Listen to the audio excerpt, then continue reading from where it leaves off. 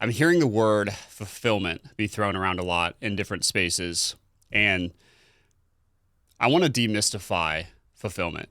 I'm going to be talking about burnout again, but also I'm going to be talking about fulfillment. And really, my goal with this episode is to help you guys understand what is fulfillment practically, and then how do you create it more in your life practically? Because I feel like there's so much woohoo stuff around alignment and fulfillment, and you just got to go with the flow, and you just got to surrender to God, surrender to the universe, just be present all the time.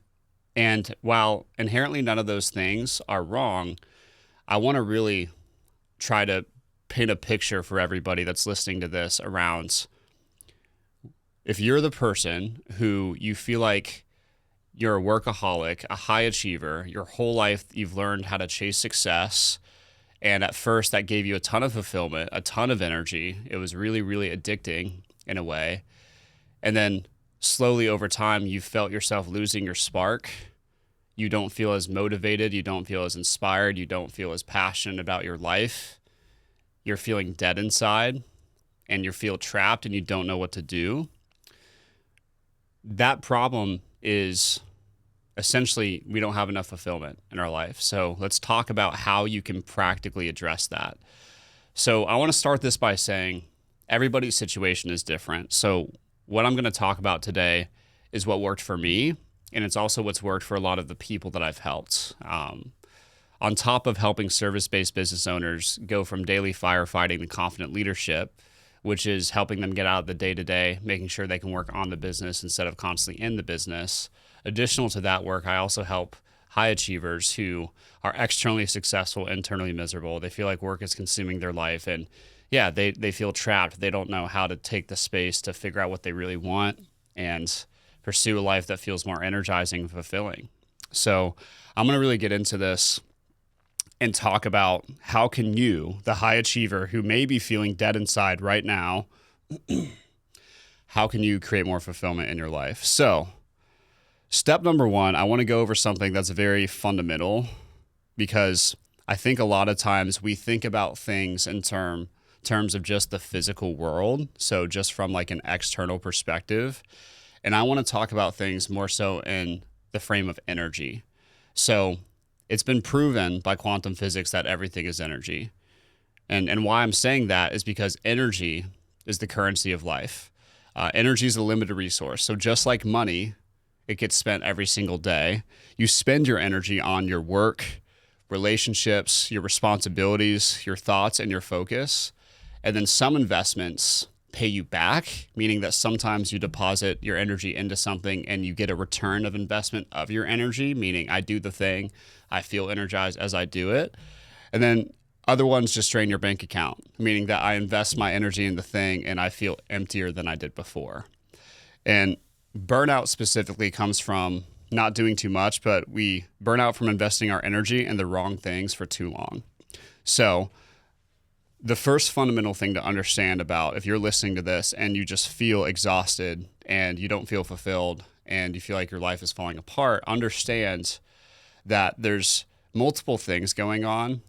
From a simple perspective, what's happening is the ratio of stuff in your life that is energizing you is a lot less than the ratio of stuff in your life that's draining you.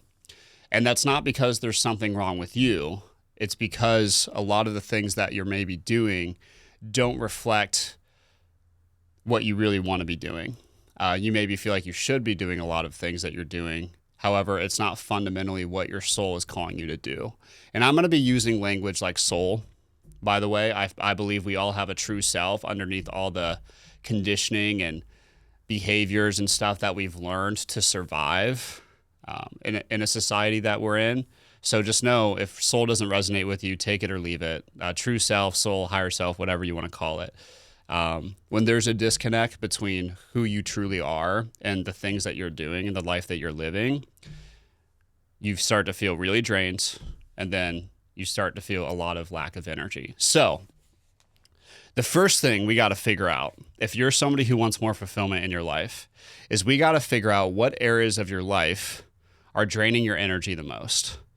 So when I work with people, we talk about 7 different areas of life. And let's see if I can remember these off the top of my head. The 7 areas of life are social life. So that is your community, your connections with friends, connections outside your significant other and your family. So that's social life. We got mental health. That's an obvious one. We got physical health, your nutrition, your fitness, your exercising. We have career. So your job or what you do for work. We have spirituality, whatever that means to you, your connection with yourself, connection to God, your religion, whatever that means to you. We got financial, which is obviously money. And then there's one more, we got family. We got family life. So that's your people you consider family, your significant other, the people closest to you. So those are 7 different areas of life. So it's really important to understand that we're multidimensional by nature. And one of the characteristics of being really drained and living in survival mode is we think of our life very much so as black or white. The way that we think is not super, it's almost like it's hard for us to carry 2 things in our mind at once. It's very much so this or that mentality, when in reality, that's not the way reality actually works. A lot of truth lives in the gray area. So reality is multidimensional. So it's time to first start thinking about your life in a multidimensional way. So there's 7 different areas of your life. So I'm going to say these again because it's important. You got family life, you got social life, you got mental health, you got physical health, you got spirituality, you got career, and you got financial. Okay? I want you to ask yourself the question, out of these 7 areas of my life, which area do I feel the most drained in? Which area do I feel the most dissatisfied in? So that's question number 1 is all of us have what I call energy leaks in our life.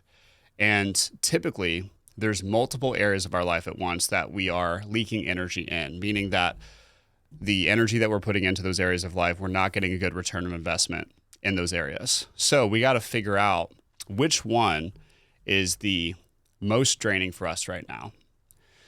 Because the way that our areas of life work is everything's kind of interconnected, meaning that if you start to improve one area of life as far as creating more fulfillment, then the other areas of life will start to kind of go up with it. So if you have an anchor, if you have a ship in the ocean and you have an anchor and it's too heavy, the ship will sink, right? So burnout happens when there's too many anchors that's pulling our boat down. So let's get rid of one. So ask yourself the question, which area of my life is the most draining right now? And if that's hard for you to answer because it feels like every area of your life is draining, ask yourself the question, maybe which area of your life do you feel like you are the most stuck in, or you feel like you procrastinate the most in? That's also a good sign. So step 1 is I want you to identify that. One other thing that you could also do, if you're really not clear on this, some people, if you're like me, I would have had no idea.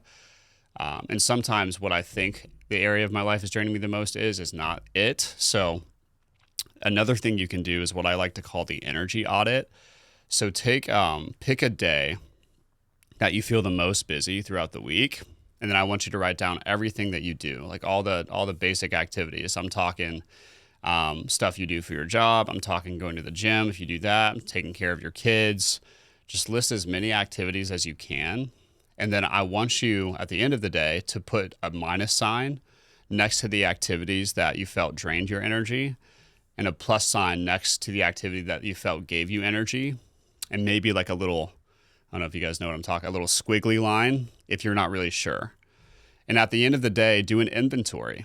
So you can look at how many plus signs are there compared to how many minus signs there are. If there's more minus signs than plus signs, chances are you're feeling burnout. Chances are you're feeling really drained and exhausted. And then I want you to look at those activities that you're engaging in and think about, okay, which area of life do these activities fall into? So doing this exercise, you'll start to see patterns. You'll start to see, oh, wow, like there's a lot of stuff I'm doing in my career that's draining the crap out of me. Or there's a lot of stuff I'm doing in my family life that's draining the crap out of me. So that's also a really helpful exercise if you feel like you don't know. So step 1, identify the area of life that is draining you the most. Step 2, I'm going to preface this by saying This is hard to do sometimes. I want you to get honest with yourself around what you truly want out of that area of life. And when I say get clear on what you want, I don't just mean what you want that area of life to look like. I also mean how you want that area of life to feel. Because, for example, if I want to have financial freedom in the area of life that is financial and career, it's kind of a twofer. However, I don't specify that I want to feel at peace with that freedom, then you can have all the money in the world and be miserable.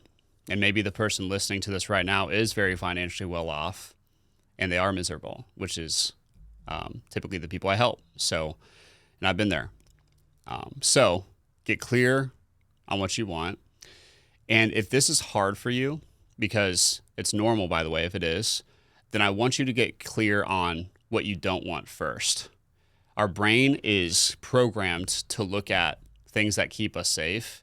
So it's easier for our brain to identify the negatives more so than the positives. So whatever you don't want is where you start. And then whatever the opposite of that is what you want. So you can kind of reverse engineer it. So get clear on what you don't want. That'll give you your vision of what you want. So step 1, get clear on the area of life that's draining you the most out of those 7 areas we talked about. Step 2, figure out what you want in that area of life and start with, if you're having trouble with that, what you don't want. Then step 3 is I want you to ask yourself the question, when it comes to what you want, what are the patterns of behavior that I'm engaging in right now that are preventing me from getting what I want? So really practical example here. Let's say like what I want is to work out consistently 5 days a week and feel energized. And that's within the realm of physical health. You could argue it's mental health too. Sometimes these will kind of intermix together, which is fine. Let's say the pattern of behavior that's holding me back from doing that is I keep sleeping through my alarm in the morning. So that's the pattern of behavior that's holding me back. I keep hitting the snooze button. Okay, well, let's take it deeper. What's the story I'm telling myself? What's the story that comes up in my mind when I start to try and get really specific about how to do the thing? So what I mean by that is, you know that you're waking up late and we know that we're not able to get up and go to the gym. So when we start thinking about solutions for that, what's in the way? Because typically the stories that we tell ourselves unconsciously are the reason why we're not getting super clear and specific about how to set ourselves up for success. We need to get really clear around, okay, well, what can I specifically do to make it more likely that I'm able to go to the gym in the morning? And if you feel like there's some resistance when you start thinking about that, maybe there's some fear, some tightness in your chest, that's a sign that there's something within you that does not align with the thing that you want. And we talked about this a little bit, I think, a couple episodes ago. So you want to really observe that without judgment. Observe the parts of you that are resisting going and working out, because up to this point, that hasn't been a part of your identity. That may be what your true self wants you to do, but your current self, the current version of you, has maybe a belief and patterns of behavior that contradict what your true self wants. So to bridge the gap between your current self and the person that you want to be, it's not so much about becoming somebody new. I hate when I hear that in the self-improvement space. It's not about becoming a better version of you. It's not about becoming somebody new. It's about understanding what is in the way of me being the person I've always been. What is in the way? One, what's in the way typically is, 1, your behavior's in the way. 2, there's a story that you're telling yourself internally that's in the way. And then beneath that is a belief that's in the way. And I'm about to give you something that clients, they do pay for. So I really hope this is valuable for you. To figure out what your limiting belief is underneath the story that you're telling yourself, I want you to ask yourself the question, what am I scared of that's going to happen if I get this thing? So if you start working out consistently, what are you scared is going to happen? What scares me about getting what I want? Because if you're a high achiever and you've learned how to grind and chase success, especially if you're in a service-oriented business or job where you've learned that your success is measured by how much you can do for others, I guarantee you In order for you to be as good as you are at serving others, you've had to unconsciously suppress what you want and your desires, which means that you've learned that in order for me to give other people what I want, or in order to give other people what they want, I have to sacrifice what I want. If that's resonating with you right now, then I want you to like, comment, subscribe. I want to hear your guys' thoughts on this. A lot of times we're not getting what we want, especially if we're high achievers that are in a service-oriented business or work or job, because we have a belief that says, in order for me to give other people what they need, I have to sacrifice what I want. In order for me to help others, I have to sacrifice myself. That's the deep-rooted story. Okay, so let's get granular again. So step 1, we got to figure out what area of life is draining us the most. Step 2, we got to figure out what we want in that area of life. Step 3, we got to identify what are the behaviors that are holding me back from getting what I want. Step 4, we got to figure out the story that we're telling ourselves as to why that's helping me engage in those behaviors. And then next step, I don't know what step it is, 6, I think. The next step is figure out what the limiting belief is behind it, or the belief that is limiting us, that's in the way of us really doing what we want to do. And the way that we figure out that limiting belief is asking ourselves the question, what am I scared is going to happen if I get what I want? And really sit with that. Don't try to force it. Don't try to intellectualize it. Ask yourself the question, take a deep breath.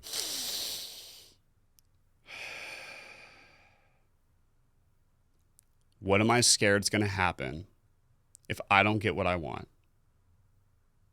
And just sit there. You'll get your answer. And maybe it's right away. Maybe it's a week from then. Maybe it's 20 minutes.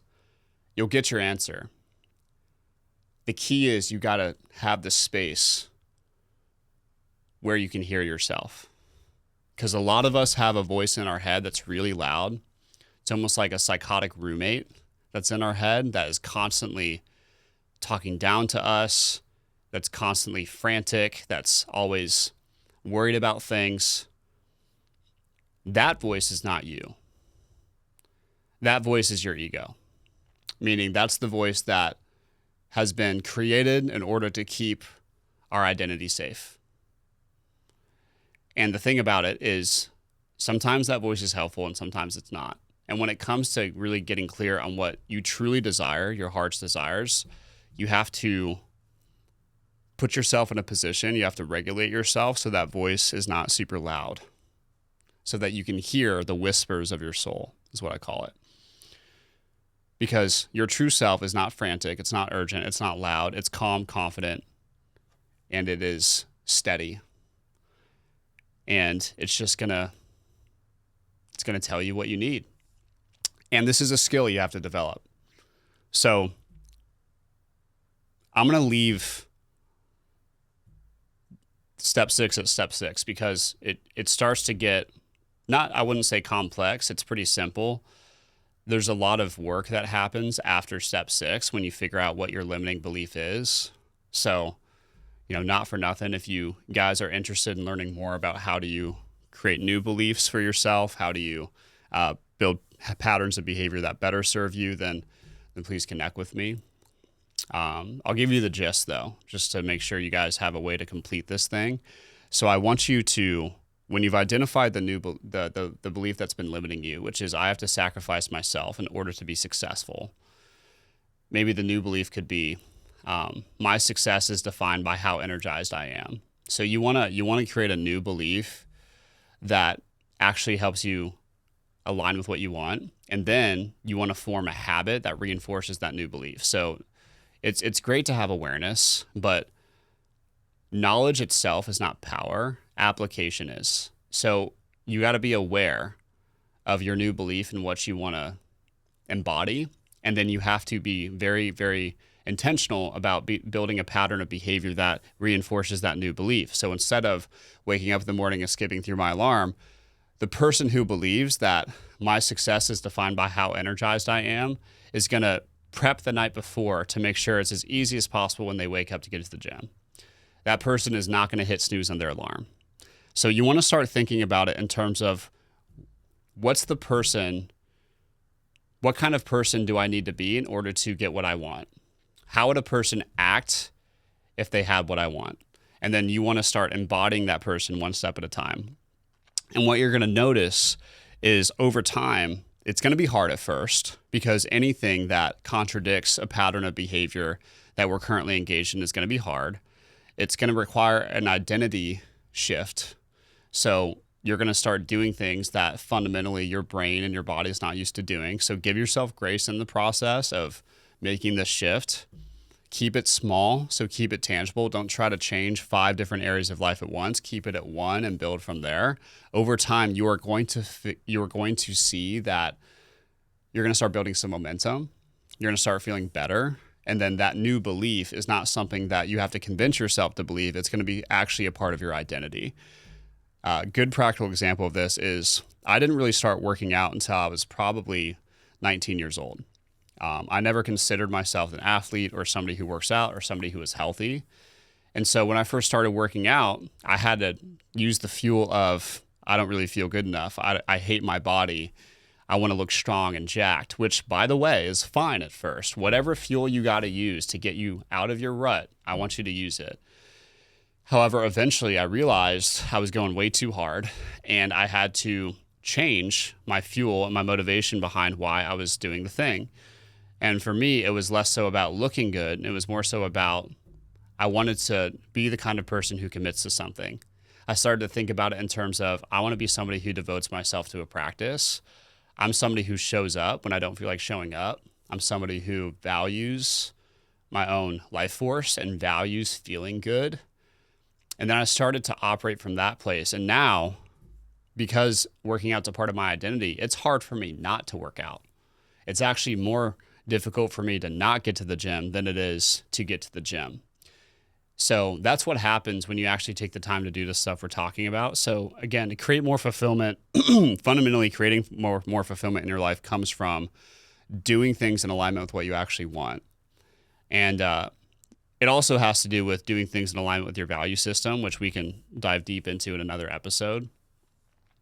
But yeah, that's kind of the gist of it. So I hope this was helpful for you guys. I'm still a work in progress when it comes to this stuff too. So excited for you guys to hear more and let me know if there's any other stuff you want me to talk about, and we'll talk soon.